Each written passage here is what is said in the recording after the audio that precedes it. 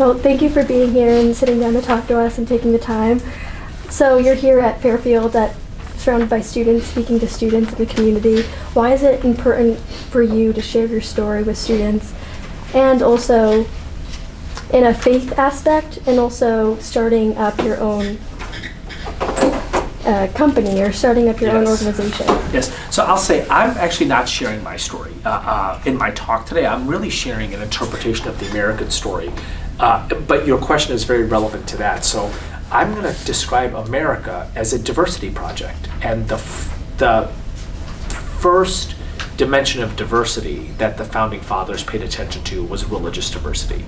And there's many areas of diversity that they got wrong, race, gender, for example, but religious diversity they got right. And what I really want to do is elevate the way that the American tradition has respected religious diversity and made it a strength of the nation, instead of something that was going to be a part of tearing the nation's social fabric apart.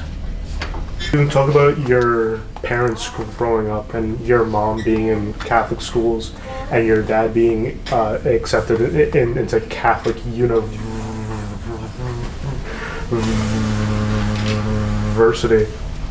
And I was curious, like, what was the time that you decided in your career to pick specifically religion in America, and how did that turn into your organization, Interfaith America? Well, that's a great question, and a big question. I actually wrote a book about that question called Acts of Faith. I think that it was in the water that I was in growing up, and so I grew up in a household in which religion was important, in which Islam was important, our faith, and then we'd go to Notre Dame games, and my dad would be very reverential in front of the grotto at Notre Dame, and so there was this sense of, our faith is important, and other faiths are important, and there's important bridges to build between these. And then, long story short, in the mid-1990s, there was a really exciting service learning movement that engaged diversity very positively, but it didn't have a religion component. And so at some point I just put two and two together. Like, what if we brought religious diversity together around social services, and how can that help strengthen civic life in America? Yeah, great. What you talk about a lot is the concept of pluralism. Mm-hmm. How would you define, in layman's terms, and why is the framework more conducive for a diverse and happy and ultimately more unified society? Yeah, well, yes, for sure. So the reason I think pluralism is more conducive for a diverse and unified society is because it is an intellectual and civic tradition that is really about what we like to refer to as respect, relate, cooperate. Respect for diverse identities, relationships between people from different communities, and cooperation on concrete projects to serve the common good. So when you think pluralism, it's a long and renowned intellectual tradition, lots of authors, lots of big ideas, but you can really boil it down to respect, relate, cooperate. Another question I have is, if you were to trade places with any other famous thinker, who would it be and why? Yeah, great. Well, I'm not a famous thinker at all. So if I were to trade places with a famous thinker, that's a great question. You know who it would be? Robert Hunter, the lyricist of the Grateful Dead. That's who I would trade places with. That's a good one. Why? Because he both got to accompany one of the most innovative creations of American civilization, and he also got to contribute to it. And he could choose how much of the craziness he wanted to be a part of. About half of college students in America identify as atheist or non-religious at all. And I was curious, what do you think that means for the future of America? And as someone who is in charge of an organization that relies so heavily on faith. I think it's a huge question. So first of all, everybody has the right to their beliefs and their views, and I respect anybody's beliefs and views, really, as long as they're not violent or destructive or honestly hateful. People have a right to their views. So whether you're a Mormon or an atheist, a Sunni or a Shia, a Buddhist or a Baha'i, you have a right to your view. right? And I'm not only do you have a right to, but I'm curious how you come to that. I do think that the erosion of religious participation is going to play an important role in American civic life. What I mean by that is so many of our volunteers come from faith communities. The Southern Baptists train as many disaster relief volunteers every year as the Red Cross, for example.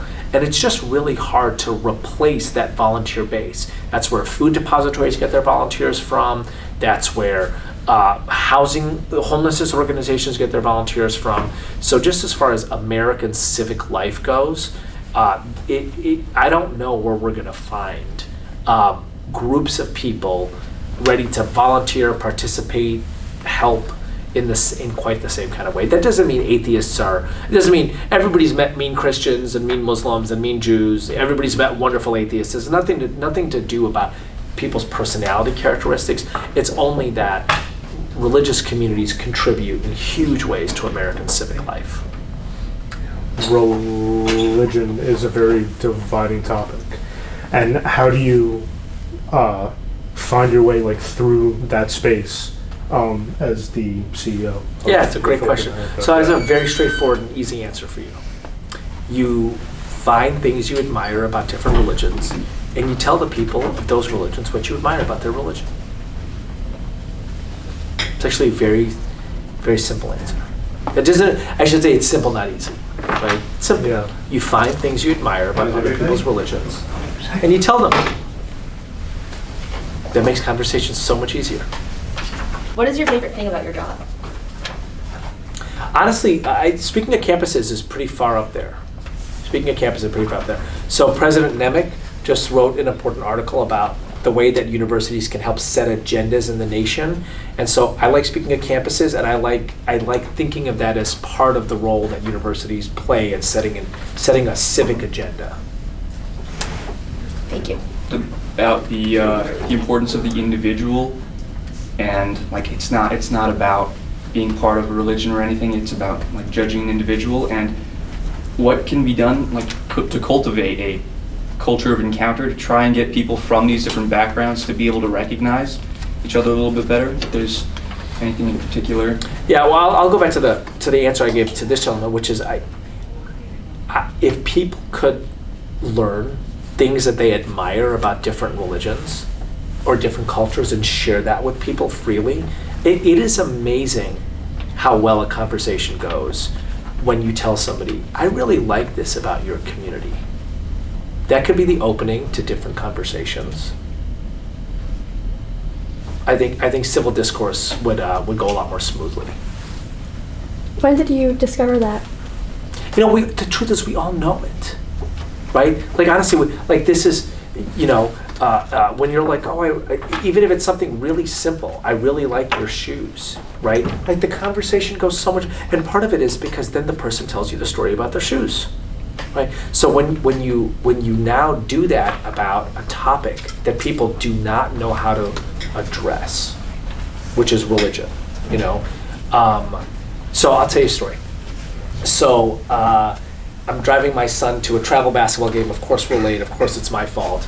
So I'm probably doing, 78 and a 60 or something like that. Nothing crazy, but just enough for a police officer to pull me over.